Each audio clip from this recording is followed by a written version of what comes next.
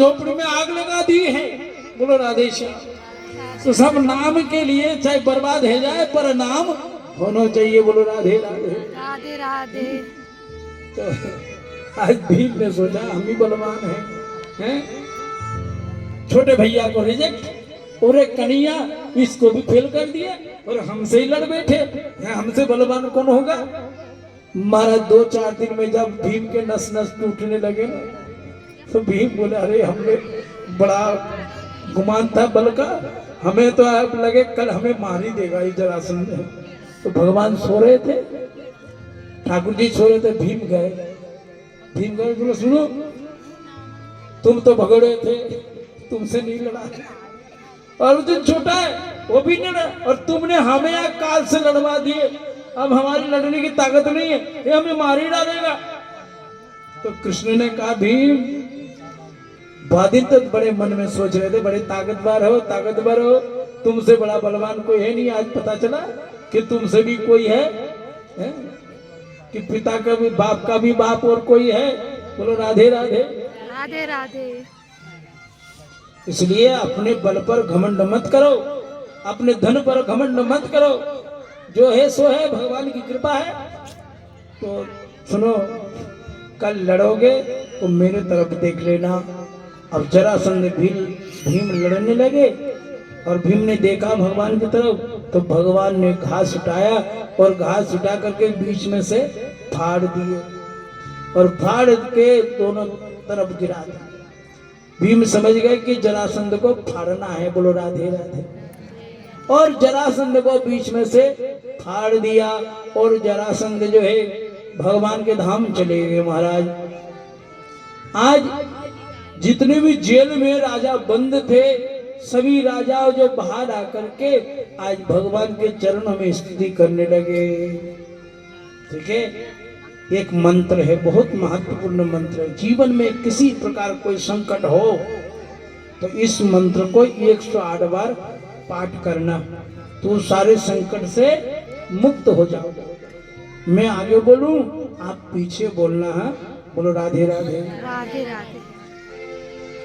कृष्णाय वासुदेवाय वासुदेवाय हरये परमात्मने हरे परमात्मने प्रणत क्लेश नाशाय प्रतिक्लेश नाशाय गोविंदाय नमो नमः।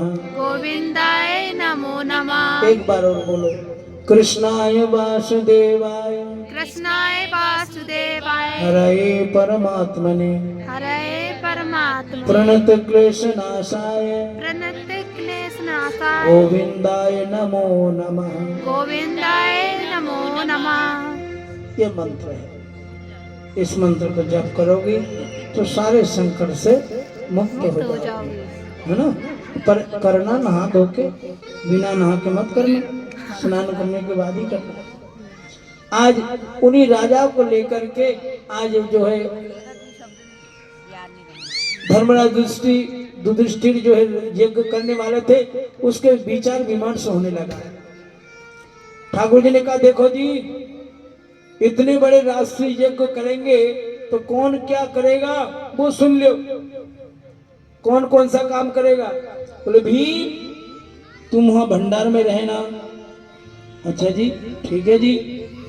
अच्छा द्रौपदी तुम जो है जब भोजन परसेंगे ना बड़े बड़े लाइन बैठेंगे उस लाइन के बीच में खड़े रहना, क्योंकि लोग है ना जाते लेके पर देते नहीं है। कोई कह रहा पूरी पूरी पूरी पूरी लेने वाले पीछे देने वाले आगे, और कोई वो अरे रसगुल्ले रसगुल्ले गुलाब जामुन लड्डू लड्डू लड्डू। कभी कभी जब परसते ना लोग, कोई लड़के परस रहा था तो दूर उसके दोस्त लोग बैठे हैं, मित्र बैठे, तो वो क्या कर ओए लड्डू के बाल्टी लेके इधर आ इधर आ इधर आ। अब वो मन तो बाहर मेरे दोस्त बैठे उनको पहले लड्डू दूं हैं, अब देंगे नहीं तो बाद में डांटेगा तू लड्डू दे रहा था हम बैठे थे हमारे पास आया ही नहीं। ऐसा काम नहीं होना चाहिए कि जब थाली खाली है तो वहां परसों बोलो राधे राधे। ये काम द्रौपदी तुम्हारा है। और सुनो एक दुर्योधन का काम है खजाने में रहने का, और दुर्योधन खजाने से दक्षिणा ला करके कर्ण के हाथ में देंगे। कर्ण जो है महात्मा को दान करेगा। बोलो राधे राधे। राधे राधे। भगवान बोले 2 काम बचा है। तो कौन सा काम? बोले झूठे पत्तल को उठाना वो मेरा काम है, और आने वाले जितने भी महात्मा आदि आएंगे उनके पैर धोने का काम मेरा है। बोलो राधे राधे। राधे राधे। लेकिन जाड़े में मत धोना श्री राधे श्याम। बोलो राधे राधे। आज एक भक्त कह रहा था, मैं उस भक्त के घर गया, बोले गुरुजी आपके पैर धो। मैंने कहा तेरे पैर धोने के चक्कर में तबीयत खराब हो जाएगा। बोलो राधे राधे। कभी कभी क्या होता है कि देखो भक्ति तो बहुत है लेकिन ज्ञान कम है। अब चाहते कि चरण धुलाओ, सुबह सुबह जाड़े के मौसम में गुरु जिद करे नहीं नहीं धोना है धोना है। अब आगे धोने के चक्कर में गुरु जी बीमार पड़ गए तो कथा कौन करेगा? एक हंसी की बात सुना देता हूँ। एक सेठ जी के हुआ गर्मी के मौसम में गुरु जी आ गए सेठ जी के घर। तो सेठ जी बोला अरे गुरु जी आए, चलो चलो गुरु जी को स्नान कराता हूँ। तो सेठ जी के बगीचा है, कुआं है, बोले गुरु जी चलो कुएं में स्नान कराता हूँ। सेठ जी जल बाल्टी में से जल कुएं में से जल निकाले और गुरु जी को डाले और गुरु जी को स्नान करा रहे। 10-15 बाल्टी से गुरु जी को स्नान कराया। गर्मी का मौसम था।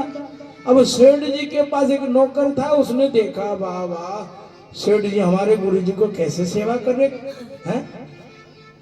देखो तो जरा सेठ जी के भक्ति को देखो कैसा है, गुरु जी को क्या सेवा कर रहे, हमने भी गुरु बनाया। वो नौकर ने सोचा हमने भी गुरु बनाया और कभी हमारे गुरु भी आएंगे तो हम भी गुरु जी की सेवा करेंगे। बोलो राधे राधे। राधे राधे।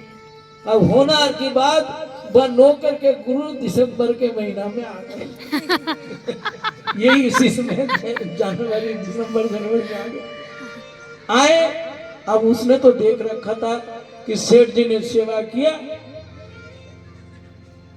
तो आते बोले गुरुजी स्नान करोगे? बोले बेटा करूंगा पर ज्यादा नहीं, बड़े ठंडे हैं। बोले नहीं गुरुजी करोगे ना स्नान? भले करना तो है, ये बिना स्नान करके भोजन कैसे करें? थोड़ा सा 1 बाल्टी जल से जैसे तैसे कर लूंगा। नहीं 1 बाल्टी नहीं, सेठ जी ने किया था 15, तो कम से कम मैं 30 बाल्टी से आपको स्नान कराऊंगा। चलो कुएं पे। गुरु जी बोले बेटा ऐसे मत कर, ऐसा मत कर। बोले चलो कुएं पे। आप गुरु जी को लेके चले गए कुआं पे। बगीचे में वैसे कोहरा पड़ गए और बड़े ठंडे हैं। उतारो गुरु जी कपड़े। अरे बेटा 1 बाल्टी से हाथ पैर धोऊंगा, ठंडा बहुत पड़ रहा है, मैं वैसे ही बड़ा बूढ़ा हूँ, ऐसे कैसे? उतारो कपड़े। अब गुरु जी ने उतार लिया कपड़ा और पानी निकाले और गुरु जी के ऊपर डाले। 2-4 बाल्टी डाला नहीं तो गुरु जी हाथ पैर फैला दिए। तो किसी ने पूछा अरे क्या कर रहा है?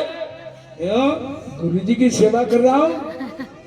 बोले गुरु जी का सेवा कर रहा है कि गुरु को मार रहा है? मर जाएगा गुरु तेरा। राधे राधे। तो कभी कभी भक्ति तो है लेकिन ज्ञान नहीं है। ज्ञान ना रहने के कारण वो सेवा भक्ति ना वो उल्टी हो जाती है। बोलो राधे राधे। राधे राधे। समझे? सो महाराज आज जो है भगवान बोले सुनो ये पैर धुलाने का काम मेरा है, चरण धुलाने का काम मेरा है। धर्मराज दृष्टि बोले नहीं नहीं ये सब काम मत करो। बोले सुनो जो मैं कहता हूँ वही करो। अब सभी में बातचीत हुआ, चलो काम तो सब फिट हो गया है, कौन क्या करेगा। लेकिन एक बात बता, कोई काम करने से पहले किसी को पूजा किया जाता है, हैं? पूजा करके जब कोई काम शुरू करे तो हम किसकी पूजा करें? नकुल सहदेव ने कहा क्यों, हमारे द्वारकानाथ हमारे कृष्ण हमारे गोविंद उन्हीं के पूजा करेंगे। वहां ही बैठा हुआ था शिशुपाल।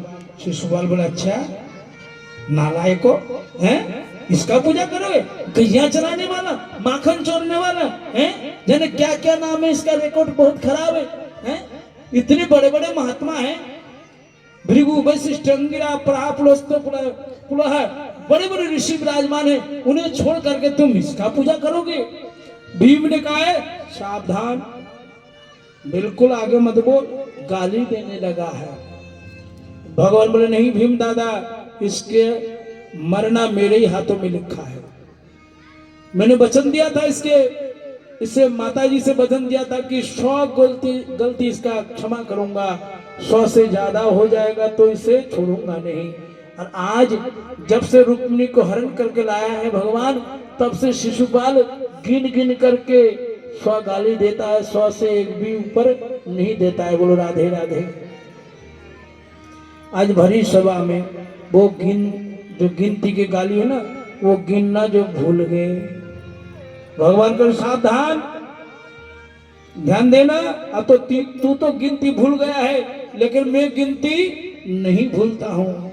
और इतना कह करके जैसे 100 से एक फालतू हुआ, सोई भगवान सुदर्शन चक्र से और शिशुपाल का उद्धार कर दिया है।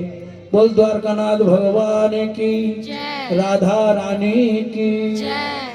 इस तरह से आज भगवान जो है द्वारकानाथ धर्मराज युधिष्ठिर के रास्ते जो पूरा किया है, भगवान ने अनेकों असुरों का कल्याण किया है और शिशुपाल दंत वक्रादि अनेक जो है असुरों का उद्धार कर दिया है।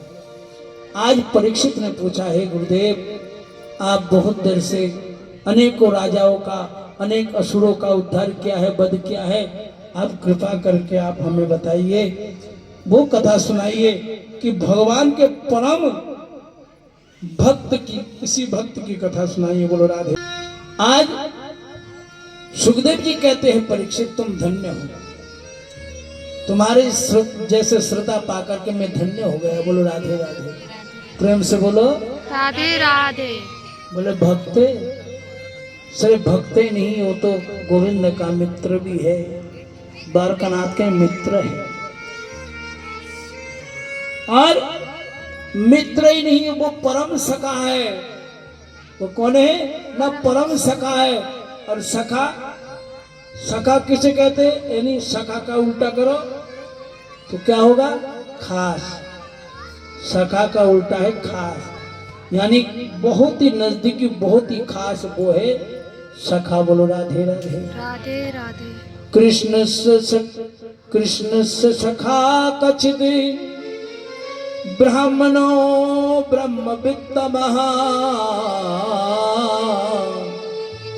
विरक्त इंद्रियार्थेषु प्रसन्नयात्मजितेन्द्रियः।